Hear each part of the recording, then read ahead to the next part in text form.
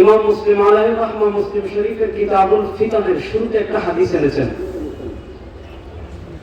নবী করিম সাল্লাল্লাহু আলাইহি ওয়াসাল্লাম সাহাবায়ে কেরাম রিদওয়ানুল্লাহি আলাইহিম আজমাইনকে উদ্দেশ্য করে একদিন বলেন, হাল তারাউনা মা আরা।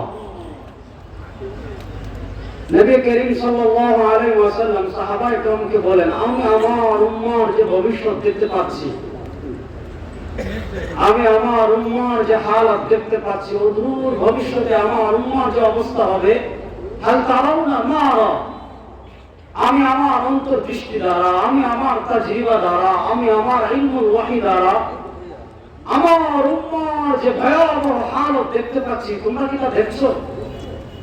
রাসূল করিম সাল্লাল্লাহু আলাইহি ওয়াসাল্লাম বলেন, লা ইয়া রাসূলুল্লাহ, আপনার কাছে সকাল, সন্ধ্যা, দুপুর, রাতে যেখানে 24 ঘন্টা জিবরিল আসেন, যেখানে সরাসরি আপনার কানেক্ট আল্লাহর সাথে, সেখানে আপনি যা দেখেন আমাদের পক্ষে তা দেখা সম্ভব না।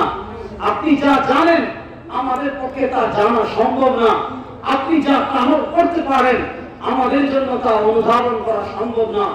সরওয়ারে কায়নাত আলাইহিস সালাম জবাব দেন, শুনো, ইন্নী আরাল ফিতনা খিলাল বুয়ুতিকুম কাবাতিল মাতার।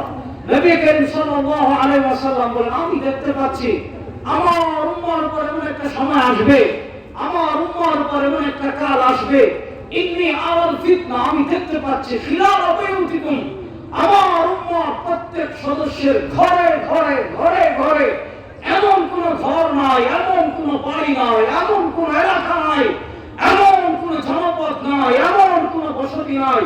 হাদিস কিবরিয়া বলেন, ইন্নী আরাল ফিতনা খিলাল বুয়ুতিকুম, আমি দেখতে পাচ্ছি তোমাদের ঘরে ঘরে ধেয়ে আসছে ফিতনা কাবাতিল মাতার।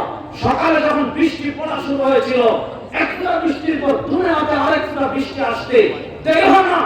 একটা বৃষ্টির পর সেকেন্ডে যেমন অনবরত বৃষ্টি পড়তে থাকে। হাবিব কিবরিয়া সাল্লাল্লাহু আলাইহি সাল্লাম বলেন, আমার উম্মার উপর এমন একটা সময় আসবে, আমার উম্মার উপর এমন একটা কাল আসবে, যেই কালে ঘরে ঘরে এমন কোন ঘর নাই,